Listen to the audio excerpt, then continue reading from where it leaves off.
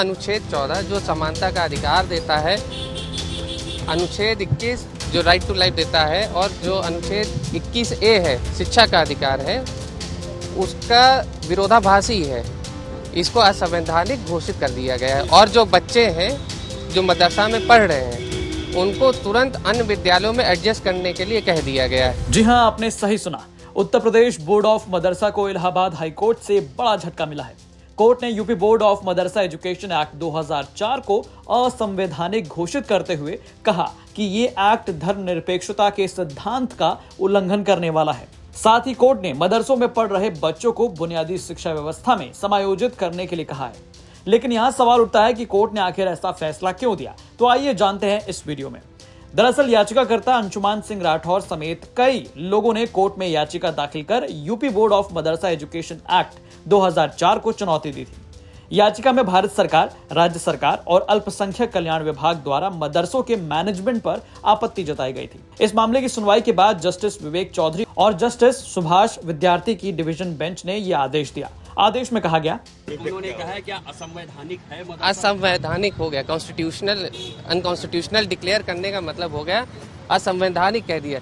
यानी कि वो अनुच्छेद 14 जो समानता का अधिकार देता है, अनुच्छेद 21 जो राइट टू लाइफ देता है और जो अनुच्छेद 21A है शिक्षा का अधिकार है, उसका विरोधाभासी है।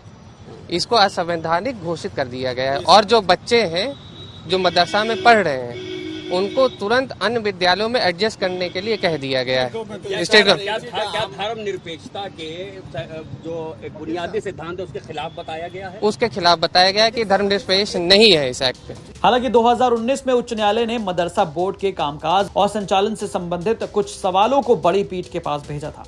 बड़ी पीठ को भेजे गए सवाल में पूछा गया था कि क्या बोर्ड का उद्देश्य केवल धार्मिक शिक्षा प्रदान करना है?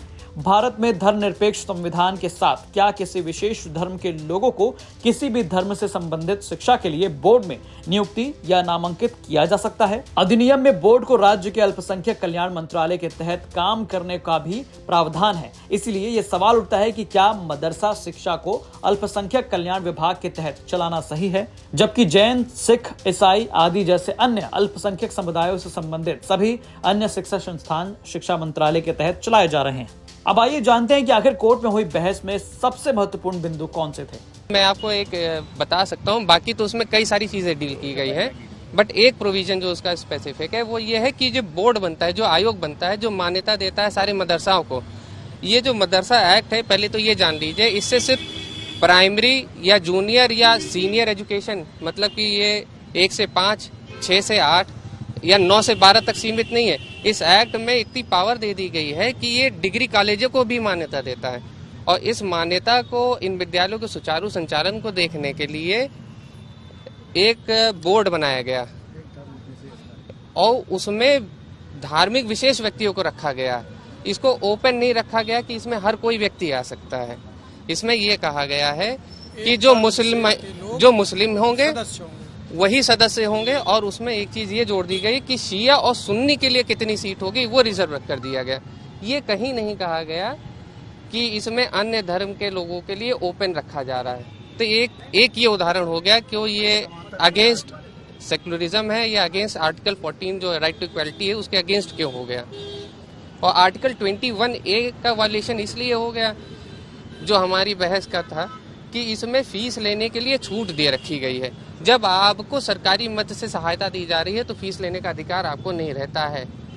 तो जो right to free and compulsory education के लिए कहा गया है कि 6 से 14 साल के बच्चों के लिए free and compulsory education ensure किया जाएगा, एक तरीके से उसका भी वायलेशन हो रहा है। अब आइए आपको बता दें कि यूपी बोर्ड मदरसा एक्ट 2024 के बारे में। दरअसल UP board of Madrasa education act 2004 Uttar Pradesh सरकार द्वारा पारित एक कानून था जो राज्य में मदरसों की शिक्षा व्यवस्था को बेहतर बनाने के लिए बनाया गया था। इस कानून के तहत मदरसों को बोर्ड से मान्यता प्राप्त करने के लिए कुछ न्यूनतम मानकों को पूरा करना आवश्यक था।